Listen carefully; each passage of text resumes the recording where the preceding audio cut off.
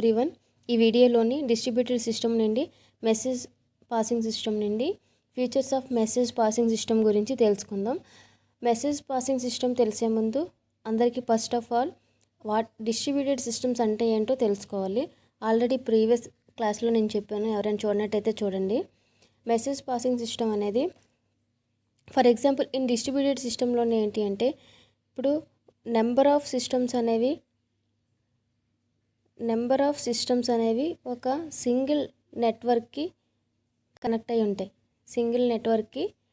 అయి ఉంటాయి కదా. సో ఇప్పుడు ఈ నెంబర్ ఆఫ్ సిస్టమ్స్ వద్ద ఒక ఆర్గనైజేషన్ యొక్క రిలేటెడ్ సిస్టమ్స్ ఒక సాఫ్ట్వేర్ని డెవలప్ చేస్తున్నాయి. ఆ సాఫ్ట్వేర్ డెవలప్ చేసేటప్పుడు మనకి రిపీటెడ్గా అవసరమైంది ఏంటంటే ఒక సిస్టమ్ నుండి ఒక సిస్టమ్కి కమ్యూనికేషన్ అనేది అవసరం అవుతుంది కదా.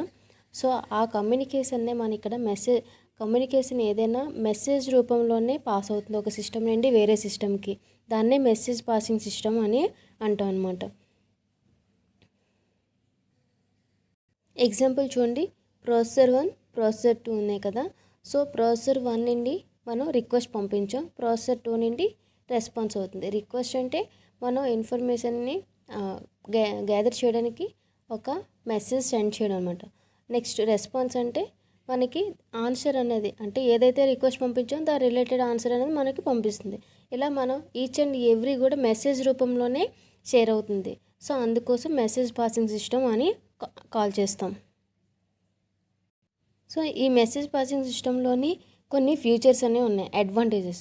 అవి ఏంటంటో చూద్దాం.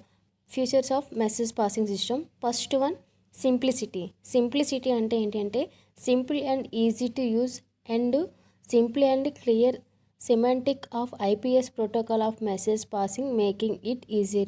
ఇప్పుడు ఈ కమ్యూనికేషన్ అనేది ఒక సిస్టమ్ నుండి వేరే సిస్టమ్కి, ఒక ప్రాసెసర్ నుండి వేరే ప్రాసెసర్ కమ్యూనికేషన్ అనేది సెండింగ్ రిక్వెస్ట్ అనేది సెండింగ్ అయినా రిసీవర్ ఎనీ ప్రాసెస్ కమ్యూనికేషన్ అనేది ఈజీగా ఉంటుంది. సో దాన్ని మనం సింప్లిసిటీ అంటాం అనమాట. ఇక్కడ ఐపీసీ ప్రోటోకాల్స్ అని ఉంది కదా. ఐపీసీ ప్రోటోకాల్ అంటే ఐపీసీ కాన్సెప్ట్లో నేను చెప్పాను, ఎవరైనా చూడనట్టయితే చూడండి. Inter process communication.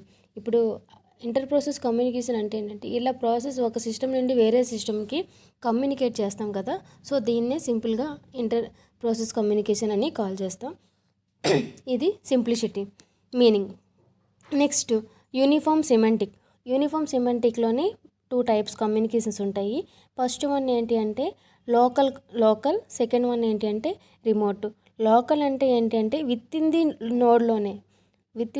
నోడ్లోనే అంటే ఒక నోడ్లో నెంబర్ ఆఫ్ సిస్టమ్స్ ఉంటాయి. అలా నెంబర్ ఆఫ్ సిస్టమ్స్కి ఆ నోడ్లోనే మనం కమ్యూనికేట్ చేస్తే దాన్ని లోకల్ అంటాం. ఫర్ ఎగ్జాంపుల్ ఇంకా డిఫరెంట్ నోడ్స్ కనెక్ట్ ఉన్నాయనుకోండి, అవన్నీ కనెక్ట్ అయ్యి ఉన్నాయనుకోండి.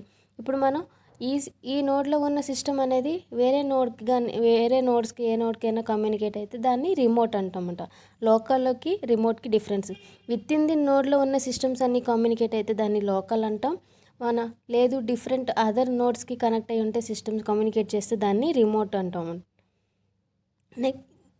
ఇది uniform semantic concept. Next efficiency అంటే ఏంటంటే it can be made efficiently by the reducing number of message exchanging. అంటే ఎక్స్చేంజింగ్ మెసేజెస్ని రెడ్యూస్ చేస్తుంది. నెక్స్ట్ ఏదైతే ఎఫిషియెంట్గా ఉంటుందో దాన్ని మెయింటైన్ చేస్తుంది అనమాట. Next second point, avoiding cost of settings and terminating connection between the same pair. అంటే ఫర్ ఎగ్జాంపుల్ చూడండి, ఒక ప్రాసెసర్ 1 ఉంది, ప్రాసెసర్ 2 ఉంది ఓకేనా. నెక్స్ట్ ఈ సిస్టమ్ ఒక కనెక్షన్ ఉంటేనే మనకి ఎఫిషియెంట్గా ఉంటుందన్నమాట. ఈ వన్ సిస్టమ్ అనేది నెంబర్ ఆఫ్ కనెక్షన్స్ ఆ సేమ్ సిస్టమ్కి ఉండడం వల్ల దానివల్ల మనకి డిస్టర్బెన్స్ తప్ప కమ్యూనికేషన్ ప్రాసెస్లో ఎటువంటి క్రాషెస్ అయ్యే ప్రాబ్లమ్స్ అవి ఎక్కువ అవుతుంది. కానీ సో అలాంటి ఏమైనా కనెక్షన్స్ ఎక్కువ ఉంటే దాన్ని రెడ్యూస్ చేస్తుంది అనమాట, అవాయిడ్ చేస్తుంది అనమాట. అది దీని మీనింగ్. అంటే సేమ్ పేరు ఉంటే ఒకదానికి ఒక కనెక్షన్ ఉంటేనే దాన్ని ఇంకా ఒకటి కన్నా ఎక్కువ ఉంటే దాన్ని రెడ్యూస్ చేస్తుంది అది. సో అలాంటి దాన్ని మనం minimize the cost of the maintaining connection, అంటే మనం మినిమైజ్ చేయాలి కనెక్షన్స్ అనేవి ఎక్కువగా ఉండేటప్పుడు, అవసరం లేని దాన్ని రెడ్యూస్ చేస్తుంది. నెక్స్ట్ పిగ్గీ బ్యాకింగ్ అంటే మనం క్యారీ చేయడంలాగా ప్రాసెస్ని, దీన్ని ఎఫిషియన్సీ అని అంటాం.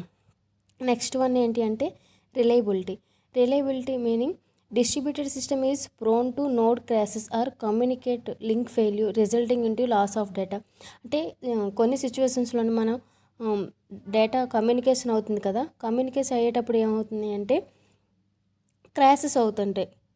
లేదంటే కొన్ని లింక్స్ పంపిస్తాం కదా, సో అలా పంపించేటప్పుడు లింక్ అనేది ఫెయిల్యూర్ అవుతుంది.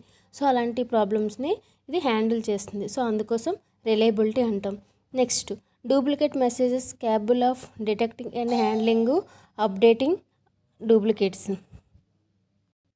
డూప్లికేట్ మెసేజెస్ని హ్యాండిల్ చేస్తుంది. Next, generating and assigning the appropriate sequences. అంటే ఇక్కడ మనం జనరేట్ చేసేటప్పుడు ప్రాసెస్ కమ్యూనికేషన్ సీక్వెన్స్ ఆర్డర్ని మెయింటైన్ చేస్తుంది అనమాట. సో అది రిలయబిలిటీ అంటే ఇది. నెక్స్ట్ వన్ కరెక్ట్నెస్లో ఫస్ట్ వన్ ఇష్యూస్, అంటే ఎటువంటి ఇష్యూస్ వచ్చినా దాన్ని ఓవర్కమ్ చేసి హ్యాండిల్ చేస్తుంది. అటామిసిటీ అంటే ఏంటంటే సేమ్ టైంలోని నెంబర్ ఆఫ్ నోడ్స్కి, అంటే ఒక సర్వర్కి నెంబర్ ఆఫ్ కనెక్షన్స్ అంటే రిక్వెస్ట్ అనేవి వస్తాయి కదా, అంటే సేమ్ టైంలోనే number of process at a టైంలో జరిగితే దాన్ని అటామిసిటీ అని అంటాం అనమాట. సో దాన్ని ఇది హ్యాండిల్ చేస్తుంది. నెక్స్ట్, ఆర్డర్ డెలివరీ, అంటే మెసేజెస్ అనేది ఒక ఆర్డర్ ఫార్మేట్లోనే డెలివర్ చేస్తుంది అనమాట. సో ఇది కరెక్ట్నెస్ యొక్క ఫ్యూచర్స్. నెక్స్ట్, ఫ్లెక్సిబిలిటీ అంటే user May choose type and level or reliability, అంటే యూజర్స్కి ఛాన్స్ అనేది ఉన్నదనమాట. అంటే ఫ్లెక్సిబిలిటీ అంటే యూజర్కి కావాల్సినట్టుగా సెలెక్ట్ చేసుకొని చూస్ చేస్తారనమాట ఏ టైప్ కావాలి అనేది. సో దాన్ని users may choose type and level of reliability అంటాం. Next one, synchronous or asynchronous, send or receive choice. అంటే ఏంటంటే యూజర్ అనేది సెలెక్ట్ చేస్తాం కదా, అది సింక్రోనస్ ప్రాసెస్ అయినా అవ్వచ్చు, ఎసింక్రోనస్ ప్రాసెస్ అయినా అవ్వచ్చు. అది సెండ్ అయినా అవ్వచ్చు, రిసీవ్ అయినా అవ్వచ్చు. Send nothing but request to receive nothing but sender నుండి రిసీవ్ చేసుకొని దాన్ని రిక్వెస్ట్ పంపిస్తుంది అనమాట. అంటే ఏదైనా యూజర్ అనేది ఛాన్స్ ఉందన్నమాట చూజ్ చేసుకునే. సో అలాంటి ఛాన్స్ ఉంది కాబట్టి, అవైలబుల్గా ఉంది కాబట్టి దాన్ని ఫ్లెక్సిబిలిటీ అంటాం అనమాట. నెక్స్ట్, సెక్యూరిటీ అంటే it must provide the secure end to end communication necessary steps. అంటే ఇక్కడ మనకి అథెంటికేషన్ ప్రాసెస్ అనేది ఇది జనరేట్ చేస్తుంది. అంటే సెండర్కి రిసీవర్కి మధ్యనే అథెంటికేషన్ అనేది ఉంటుంది. సో అలా ఉండడం వల్ల ఏంటి అంటే end to end encryption use చేసి సెక్యూరిటీని ప్రొవైడ్ చేస్తుంది ఇలా కమ్యూనికేషన్ చేసేటప్పుడు. సో అది ఇక్కడ చెప్తున్నాడు. Authentication of receiver by sender, authentication sender by receiver. And only సెండర్కి రిసీవర్కి మధ్యన అథెంటికేషన్ ప్రాసెస్ అనేది ఉంటే కంపల్సరీగా సెక్యూరిటీ అనేది ప్రొవైడ్ చేస్తుంది. Next one, last one, portability అంటే ఏంటంటే 2 aspects. Message passing system should itself be portability. అంటే ఫర్ ఎగ్జాంపుల్ పోర్టబిలిటీ అంటే నార్మల్గా స్మాల్ సైజ్ అని చెప్తాం కదా, ఈజీగా మనం పోర్టబిలిటీ కంప్యూటర్స్ అని ల్యాప్టాప్స్ అని ఏ ప్లేస్ కావాలంటే ఆ ప్లేస్కి మనం మూవ్ చేయొచ్చు. సో అలా ఇక్కడ సిస్టమ్స్ అనేది ఒక ప్లేస్ నుండి ఇంకో ప్లేస్కి వేరే ప్లేస్కి ఈజీగా మనం ట్రాన్స్ఫర్ చేసుకోవచ్చు అనమాట. సో దాన్ని ఇక్కడ పోర్టబిలిటీ అంటాం అనమాట. Applications written by the using primitive of IPC protocols of message passing systems would be portable. అంటే ఒక సాఫ్ట్వేర్స్ని ఒక సిస్టమ్ నుండి వేరే సిస్టమ్కి ఇలా చేంజెస్ చేయొచ్చు ఈజీగా. సో ఆ సిస్టమ్నే మనం పోర్టబిలిటీ అని కాల్ చేస్తాం. ఇది features of the distributed message passing system in distributed systems. Video నచ్చినట్టయితే లైక్ చేయండి. లేటెస్ట్ అప్డేట్స్ కోసం ఫస్ట్ టైం చూసినట్టయితే సబ్స్క్రైబ్ చేయండి. Thank you for watching this video.